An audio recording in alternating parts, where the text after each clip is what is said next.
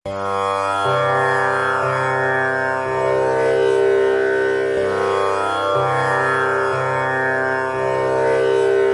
எல்லாருக்கும் தீபாவளி நல்வாழ்த்துக்கள். இந்த தீபாவளி அன்று சாதாரண ஆனந்தத்திலிருந்து பேரானந்தத்திற்கு இறைவன் நம்மை கொண்டு செல்ல வேண்டும் என்று பிரார்த்திக்கிறோம். இந்த சமயத்தில் நாம் தீபங்களை வரிசையாக வைத்து கொண்டாடுகிறோம். நம்முடைய பாரம்பரியத்தில், சம்பிரதாயங்களில் 6 முக்கியமான சரித்திரங்கள், புராணங்கள், அது கதைகளாக நமக்கு காட்டப்பட்டிருக்கிறது. அது உண்மையில் வரலாறு தான். 6 விதமான வரலாறுகளை நம்ம இன்றைக்கி நினச்சி பார்க்கணும். தீபாவளி என்றாலே 6 முக்கியமான விஷயங்கள் இருக்குது. பொதுவாக நமக்கு தெரிகிறது நரகாசுரன் வரலாறு தான் தெரிகிறது. அப்படி இல்லாமல் முதல் வரலாறு, ஸ்ரீ ராமச்சந்திர பிரபு ராவணனை வதைத்த பின் சீதையை சிறை மீட்டு வெற்றி நாயகராக அயோத்தி திரும்பினார். அப்போது மக்கள் தீபமேற்றி அவரை வரவேற்றார்கள். நாமும் தீபாவளி அன்று தெய்வ சக்தியை நமக்கு உள்ளும் புறமும் கொண்டு வருவதற்காக அதை நினைத்து தீபத்தை ஏற்றுவோம். பத்மபுராணம் இன்னொரு அருமையான சம்பவத்தை கூறுகிறது. கார்த்திகை மாத அமாவாசைக்கு முந்தைய திரையோதசியில் மகாலட்சுமி தாயார் பார்க்கடலிலிருந்து தோன்றினார். அதோடு மகாலட்சுமி மகாவிஷ்ணுவின் திருமண நாளாகவும் தீபாவளி கருதப்படுகிறது. அதனால் தீபாவளி அன்று தீபத்தை ஏற்றும் போது நமது இல்லங்களில், உள்ளங்களில் மங்களம் பெருக வேண்டும் என்பதை நினைத்து கொண்டு நாம் தீபம் ஏற்றுவோம். 3வது முக்கியமான வரலாறு ஸ்ரீ கிருஷ்ணருடன் சம்பந்தப்பட்டது. அகங்கார வசப்பட்ட இந்திரன் என்ன செஞ்சான்? ஆயர்பாடி இருந்த எல்லா மக்களுக்கும், ஏழைகள், உழைப்பாளிகள், அவர்கள் மீது அவன் கோபாவேசம் கொண்டான். கொட்டு கொட்டுன்னு மழையை கொட்டினான். அந்த சமயத்தில் அந்த மக்கள் அனைவரும் கிருஷ்ணரிடம் சரணடைந்த பிறகு ஸ்ரீகிருஷ்ணர் கோவர்தன மலையை குடையாக பிடித்து அந்த மக்களை காப்பாற்றியது நாம் அறிந்த வரலாறு. அது நடந்ததும் தீபாவளி தினத்தின் போதுதான். ஆணவமும் அகங்காரமும் பணிந்து பக்தியும் நம்பிக்கையும் ஒளியாக உதித்த தினம் அந்த தினம் தீபாவளி தினம். ஆணவமும் அகங்காரமும் இல்லாமல் பக்தியும் பணிவும் கொண்டு நாம் தீபாவளி அன்று தீபத்தை ஏற்றுவோம்.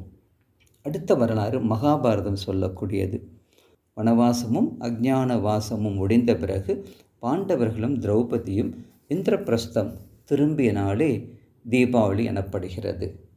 தீபாவளி அன்று தீபம் ஏற்றும் போது புது நம்பிக்கை என்ற அந்த தீபத்தை ஏற்றுவோம். அடுத்த வரலாறு கட்டோபனிஷதம் கூறக்கூடியது. நச்சிகேதன் அவன் யமதர்மராஜனை கண்டு ஞானத்தை பெற்று அவரோடு சரிக்கு சமமாக உரையாடி விளக்கம் கேட்டு உபதேசம் பெற்ற தினம் தீபாவளி இரவு என கூறப்படுகிறது. சுவாமி விவேகானந்தர் மிகவும் நேசித்த நச்சிகேதனிடமிருந்து நாம் பெற வேண்டியது ஸ்ரத்தை. அந்த ஸ்ரத்தை பெறுவதற்காக நாம் தீபாவளி அன்று ஸ்ரத்தை என்ற தீபம் ஏற்றுவோம். எல்லோராலும் பேசப்படக்கூடியது நரகாசுரன் கதைதான். அந்த நரகாசுரன் வரலாறு என்ன கூறுகிறது? ஒரு அரக்கன் இறந்து விட்டான், அவனுக்காக நாம் ஏன் இவ்வளோ கொண்டாடணும், தேவையில்லை என்று சொல்பவர்கள் எல்லாம் நிறைய உண்டு. ஆனால் ஏன் வில்லனை நாம் மதிக்கணும்? யாரோ எப்போவோ ஒரு வில்லனாக இருந்த ஒரு கதாபாத்திரம் கேட்டுக்கொண்டதற்காக நாம் இவ்வளவு கொண்டாடணுமா அப்படின்னு கேட்கக்கூடிய புதிய அறிவு ஜீவிகள் நம்மக்கிட்ட நிறைய பேர் வந்துட்டாங்க. அவங்களுக்கு பதில் சொல்கிறது ஒரு முக்கிய வேலை இல்லை. ஆனால் அங்கு உண்மையில் நாம் ஏன் தீபாவளியை கொண்டாடுகிறோம் என்றால், கொடுங்கோல் ஆட்சி செய்கிறான் நரகாசுரன். அவன் செய்கிறது தவறு என்று சுட்டி காட்டப்படுகிறது. இருந்தாலும் அவன் அதை திருத்தி கொள்ளவில்லை. அதனால் தாயாகிய சத்யபாமா தன்னுடைய மகன் அவனது ஆட்சி சரியில்லை என்று தெரிந்ததும் தாய் அவனையே வதைப்பதற்காக தயாராகிறாள். தந்தையான ஸ்ரீ கிருஷ்ணரும் அதற்கு உதவுகிறார். கொடுங்கோல் செய்கிறான் என்பதை புரிந்து கொண்டு மகனையே வதைப்பதற்கு தயங்காத சத்யபாமாவின் தீரம் மிக்க தியாக வரலாற்றை போற்றுவதற்காகத்தான் நாம் தீபாவளியை கொண்டாடுகிறோம். அப்படி அந்த தாயின் தீரத்தை தாங்கி பிடிக்கும் வகையில் தந்தையும் ஒத்துழைத்த ஸ்ரீ கிருஷ்ணரின் துணிச்சலைத்தான் நாம் தீபாவளி அன்று கொண்டாடுகிறோம். அதைத்தான் நாம் பாராட்டுகிறோம், அதைத்தான் நாம் பிரகாசப்படுத்துகிறோம். அதனால்தான் வெடிக்கிறோம், உடுத்துகிறோம். எல்லாமே இதற்கென்றால் அந்த தியாகமும் தீரமும். தன்னுடைய மகன் என்றாலும் அதை பார்க்காமல் தர்மம்தான் வெல்ல வேண்டும், தர்மத்திற்காக நான் எனது உயிரை மட்டுமல்ல என் உயிருக்கும் உயிரான என்னுடைய மகனையும் தருவேன் அப்படிங்கிற அந்த தாயின் தீரத்தையும் தியாகத்தையும் போற்றும் வகையில்தான் தீபாவளி நாம் கொண்டாடுகிறோம் என்பதை நாம் மனதில் கொள்ள வேண்டும். இப்படி ஒரு தீபாவளிக்கு 6-7 அருமையான அம்சங்கள், அருமையான வரலாறுகள் நம்மிடம் இருக்குது. எல்லாமே உண்மைதான், எல்லாமே சம்பவங்கள் வேறுபட்டாலும் சத்தியம் ஒன்றுதான். அதாவது இருள் நீங்கி ஒளி பெறுவது, அஞ்ஞானம் நீங்கி ஞானம் பெறுவது, தீமைகள் அகன்று அல்லது அகலச் செய்து அறத்தின் வழியில் நன்மைகளை நிலைப்படுத்துகின்ற அடையாளப்படுத்துகின்ற நாளே தீபாவளி எனப்படுகிறது. தீபாவளி என்றால் தீப ப்ளஸ் ஆவளி என்பார்கள். தீபங்களை வரிசையாக வைத்து கொண்டாடுவது என்பது சாதாரணமான ஒரு பொருள்.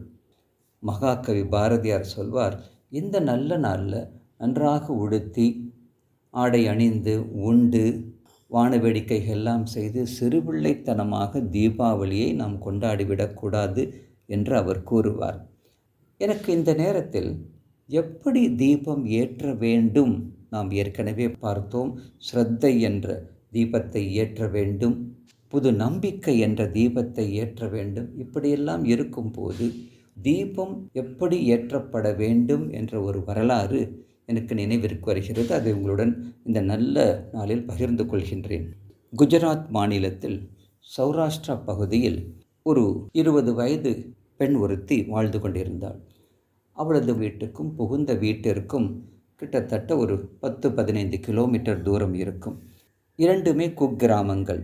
இவளுக்கு உங்கள் அப்பாவை பார்க்கணும், ரொம்ப நாள் ஆச்சு பார்க்கணும் அப்படின்னு ரொம்ப ஆசை. அப்பா படுத்த படுக்கையாக இருக்கார். என்னைக்கு என்ன நடந்து விடுமோ என்ற பயம் அவளுக்கு இருக்கிறது. மாமியாரிடம் போய் கேட்கிறாள், நான் எங்கள் அப்பாவை பார்க்கணும், யாராவது கூட அனுப்பி வைங்க, நான் போகிறேன் அப்படின்னு. தனியாக போக முடியாது, சின்ன பெண் அல்லவா, யாராவது அனுப்பி வைங்க அப்படின்னு சொல்லும்போது அவர் சொல்ல, என்னால் முடியாது, இப்போது ஆள் இல்லை அப்படின்னு ஏதோ காரணம் சொல்கிறாங்க. அந்த கணவன் சொல்கிறான், உனக்கு என்ன பைத்தியமா, நீ தனியாக போக நினைக்கிற, நடுவில் கலு என்ற பெரிய கொள்ளைக்காரன் இருக்கான், பெண்களை கண்டா விடமாட்டான், அதே மாதிரி எதை இருந்தாலும் அவன் கொள்ளை அடிச்சிருவான், தேவைப்பட்டுச்சுன்னா கொலையும் பண்ணிவிடும், அவ்வளோ மோசமான மனிதன், அவன் இருக்கிற இடத்துல தனியாக போகிறேன்னு சொல்கிறிய, எல்லாம் போக முடியாது அப்படி சொல்கிறார். எப்படியோ அந்த கணவரை சமாதானப்படுத்தி அவள் கிளம்பிடுறான். போகும்போது வழியில் ஒரு பெரிய காடு, அந்த காட்டில் தான் அவன் இருப்பான். அந்த கொள்ளைக்காரன் அவனுடைய ஆட்கள் இருப்பாங்க. இரவு நேரமானால் அவன் வந்துடுவான் அப்படிங்கிறதுக்காக வேகமாக நடக்கிறான். என்ன தான் நடந்தாலும் அவன் போய் சேருவது 6 மணி ஆகிடும். மத்தியானம் ஆயிற்று, யாரும் வரவில்லை. வேகமாக நடந்து வருகிறாள். கொண்டு வந்த உணவை உண்கிறாள். கொஞ்ச நேரம் அப்படியே லேசாக ஒரு குட்டி தூக்கம் போடுறா அந்த பொண்ணு. 5 நிமிஷம் பார்த்து கண்ணு விழித்து பார்த்தா 4 குதிரையில் 4 கொள்ளைக்காரங்க நிற்கிறாங்க, மிரட்டுறாங்க, யார் நீ இருக்கிறதெல்லாம் கொடு அப்படின்னு.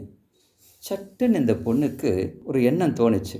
என்னென்னா, ஏதோ ஒரு புது நம்பிக்கை அவளுக்கு வந்தது. எப்படி என்னுடைய அப்பாவை நான் பார்க்கணும், அப்பாவையே நினச்சிக்கிட்டு இருக்கா. சட்டு நான் ஒரு உண்மையான ஒரு பொய்யை சொன்னேன். என்னன்னா, நான் யார் நினைக்கிறீங்க, இப்படி மிரட்டுறீங்களே, நான் யார் தெரியுமா, கலுவோட பொண்ணுண்ணா அப்படின்னு சொன்ன உடனே கொள்ளைக்காரன் எல்லாருக்கும் பயம் வந்துருச்சு. ஐயோ, நம்ம தலைவருக்கு இப்படி ஒரு மகள் இருப்பது தெரியாதே அப்படின்ட்டு, எங்கள் அப்பா கிட்ட நான் போகணும் அப்படின்னு, வா கூட்டிகிட்டு போகலாம் அப்படின்ட்டு போனால் முன்னாடியே போய் செய்தி சொல்கிறாங்க. அந்த கலு இரக்கமற்றவன் என்றாலும் அவனுடைய அடி மனசிலும் கொஞ்சம் இரக்கம் இருக்குது. அவனும் அன்புக்காக ஏங்குறான். யார் அது, எனக்கு அந்த மாதிரி யாரும் பொண்ணு கிடையாதே அப்படின்ட்டு அவன் ரொம்ப ஆச்சரியப்பட்டு வருகிறான். யார் நீ அப்படின்னா, கழுவிட்ட இந்த பொண்ணு சொல்கிறான், நான் தான் உங்கள் பொண்ணுப்பா அப்படின்னு. எனக்கு அந்த மாதிரி கிடையாது அப்படின்னு. உங்கள் வயசுக்கு நான் உங்களுடைய பொண்ணாக தானே இருக்க முடியும், நீங்கள் பெற்றாதான் பொண்ணா, தன்னந்தனி காட்டில் தவிக்கிறேன், என்னை எங்கள் வீட்டில் கொண்டு போய் சேர்கிறதுக்கு எனக்கு ஆண் துணை யாருமே இல்லை. உங்களை பார்த்தா என்னுடைய அப்பா மாதிரி இருக்குது, நீங்கள் கொண்டு போய் என்னை விட்டுட மாட்டீங்களா அப்படின்னு நம்பிக்கையோடு கேட்டபோது அந்த கொள்ளைக்காரன், அந்த இறுகி போன மனது உடையவன் அங்கு ஈரம் சுரக்கிறது.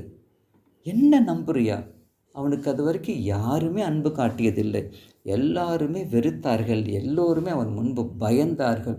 எல்லோருமே அவனை முன்னாடி கரிச்சு கொட்டினாங்க.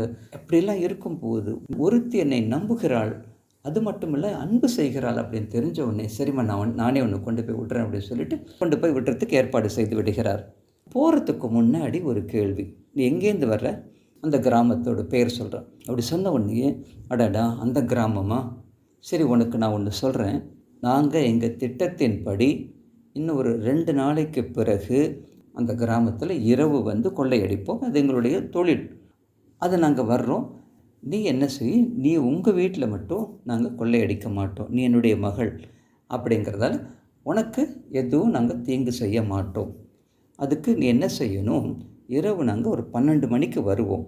அப்படி வரும்போது உன்னுடைய வீட்டில் மட்டும் ஒரு அகல் விளக்கு ஏற்றி வை. அதுலேருந்து நான் புரிஞ்சுக்குவேன், என்னுடைய ஆட்கள்கிட்டையும் நான் சொல்லிடுவேன், இந்த மாதிரி என்னுடைய மகள் வீட்டில் யாரும் எதுவும் செஞ்சிடக்கூடாது. நானோ என்னுடைய ஆட்களோ உன்னுடைய வீட்டில் எந்த பிரச்சனையும் கொடுக்க மாட்டோம். சரிப்பா அப்படின்ட்டு போயிடுறார். வீட்டுக்கு போகிறார். 2 நாள் அப்பாவை நல்லா சுசுரூஷை பண்ணுறா. அப்பாவும் தேறிடுறார். அந்த நாள் வந்தது. அது ஒரு தீபாவளி தினமாக இருந்தது. கலு தன்னுடைய கூட்டாளிகளுடன் வருகிறான். இரவு நேரம். தூரத்திலிருந்து பார்க்கும்போதே பக்கத்து கிராமங்கள் எல்லாம் கும்மிருட்டாகி இருக்கிறது. ஆனால் இவர் எதிர்பார்த்தது என்ன? எல்லா இடங்களிலும் கிட்டத்தட்ட ஒரு 100 வீடுகள் இருக்கும். எல்லா வீடுகளும் கும்மிருட்டாகி இருக்கும். ஒரே ஒரு வீட்டில் மட்டும் விளக்கு எரிந்து கொண்டிருக்கும். அது என்னுடைய மகளுடைய வீடு. சரியாக எல்லோரிடம் சொல்லிவிட்டு புறப்பட்டான். ஆனால் அந்த கிராமத்திற்கு போகும்போது அங்கு பார்த்தால் எல்லா வீடுகளிலும் வாசலில் விளக்கு ஏற்றி வைக்கப்பட்டிருக்கிறது. கழுவுக்கு ஒரே கோபம். என்னுடைய பொண்ணு என்ன எல்லா டைம் போய் சொல்லிட்டாளே, முட்டாளாக இருக்கிறாளே அப்படின்ட்டு என்ன பண்ணுறா, நேராக வருகிறார். எப்படியோ அந்த வீட்டை கண்டுபிடிச்சி, இங்கே பார், நீ என்னை ஏமாற்றிட்ட. நான் உனக்கு சொன்னது என்ன, உன் வீட்டில் மட்டும்தான் நீ விளக்கு ஏற்றி வைக்கணும்னு சொன்னேன், நீ எல்லார் வீட்லையும் ஏற்றி வச்சிட்டே அப்படின்னு. அப்போ அந்த பொண்ணு கடுவை நேருக்கு நேராக பார்த்து சொல்கிறா, ஆமாப்பா, என்னுடைய வீடு அப்படிங்கிறது நான் பிறந்த இடம் மட்டுமல்லவே. என்னுடைய வீடு அப்படின்னா என்னுடைய ஊர் முழுவதும் என்னுடைய வீடு தான். நான் மட்டும் நல்லா இருந்தால் போருமா? நான் மட்டும் கொள்ளையடிக்கப்படாமல் இருந்தால் நன்றாக இருக்குமா? என்னை சேர்ந்தவர்களும் பாதுகாப்பாக இருக்க வேண்டும் அல்லவா? என்னுடைய வீடு நன்றாக இருந்தால்தான் என்னுடைய நாடும் நன்றாக இருக்கும் அல்லவா? என்னை சுற்றி இருக்கிறவங்க எல்லாத்தையும் பறிகொடுத்து குய்யோ முறையோ அப்படின்னு கத்தும்போது நான் மட்டும் நல்லா இருந்தால் நல்லா இருக்குமாப்பா?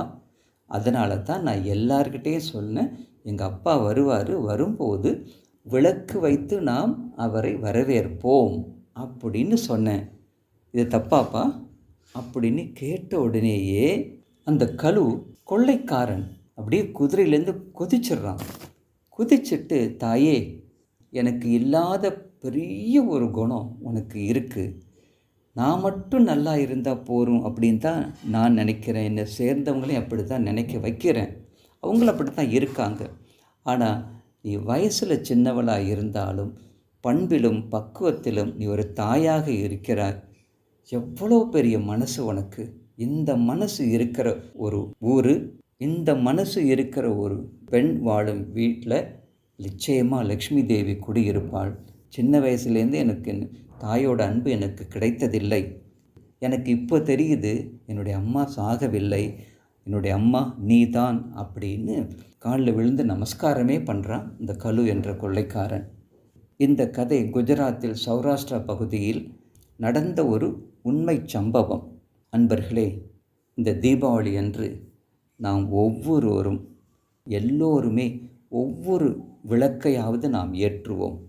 தீபம் ஏற்றுவது அவசியம். இந்த தீபத்தை நம்ம இனிமேல் எப்படி ஏற்றுவோம் என்றால், நம் வீட்டில் ஏற்றும் தீபம் நம் வீடு முழுவதும் நிறைய வேண்டும். இல்லத்தில் மட்டுமல்ல, உள்ளத்திலும் அந்த ஒளி பிரகாசிக்க வேண்டும். நான் ஏற்றும் இந்த தீபத்தின் மூலம் நம் தெரு தூய்மையில் பிரகாசிக்க வேண்டும். நான் ஏற்றும் இந்த தீபத்தின் மூலம் நம் சமுதாயம் ஒற்றுமையில் சிறக்க வேண்டும். இங்கு இன்று இந்த தீபாவளி அன்று நான் ஏற்றும் இந்த தீபத்தின் மூலமாக, அது வழங்கும் ஒளியின் மூலமாக நம் மாநிலம் தன்னம்பிக்கை மிக்க இளைஞர்களை பெற வேண்டும்.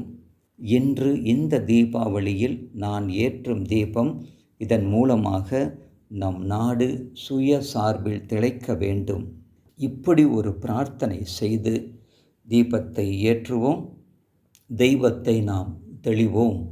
அதனால் அன்பர்களே, பக்தர்களே, நண்பர்களே, இந்த தீபாவளியில் நாம் எப்படி தீபத்தை ஏற்ற வேண்டும் என்றால், அந்த குஜராத் பெண் எப்படி ஏற்றினாலோ, அந்த தீபத்தை ஏற்றுவதன் மூலம் ஒரு சிறு நரகாசுரன் போன்று இருந்த கலு என்ற கொள்ளைக்காரனை எப்படி மாற்றினாலோ, அதுபோன்று நாமும் தீபம் ஏற்றுவோம், நம் நாட்டை பிரகாசிக்க செய்வோம்.